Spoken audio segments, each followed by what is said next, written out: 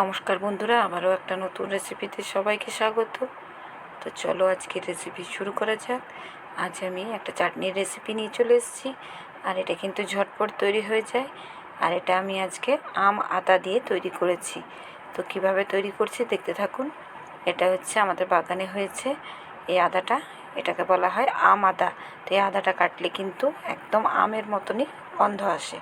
তো এই আদাটাকে খুব ভালো করে ছুলে নেবো। দেখুন পুরোপুরি কিন্তু এখনও বড় হয়নি আদাটা, কয়েকটা বড় হয়েছে, কয়েকগুলো কিন্তু এখনও ছোট ছোট রয়ে গেছে। এগুলোকে ভালো করে খোসা ছাড়িয়ে নিতে হবে এবং ছোট ছোট পিস করে আমাকে কেটে নিতে হবে।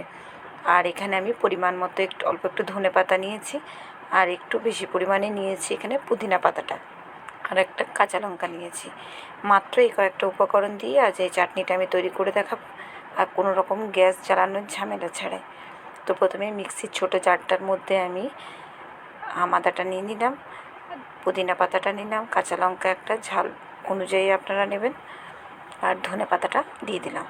দিয়ে এগুলোকে খুব ভালো করে একবার ঘুরিয়ে নিয়েছি আমি।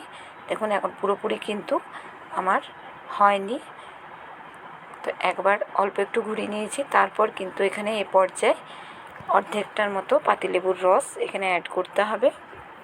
যদি রস কম থাকে সেক্ষেত্রে কিন্তু একটা গোটা লেবুর রস এভাবে দিয়ে দিতে হবে,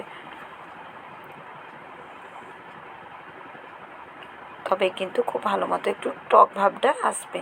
তো আমি একটা গোটা লেবু, পাতিলেবু দিয়ে দিলাম রসটা।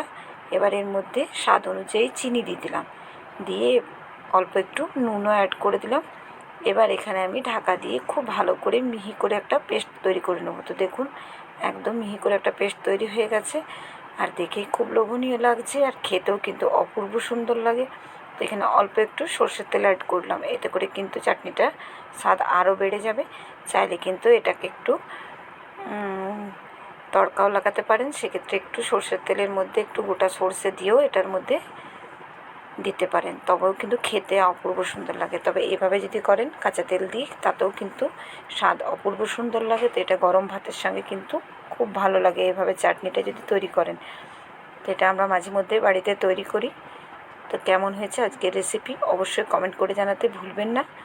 তো আজকের মতো এই পর্যন্ত, পরের আবারও একটা ভিডিওতে দেখা হচ্ছে বন্ধুরা।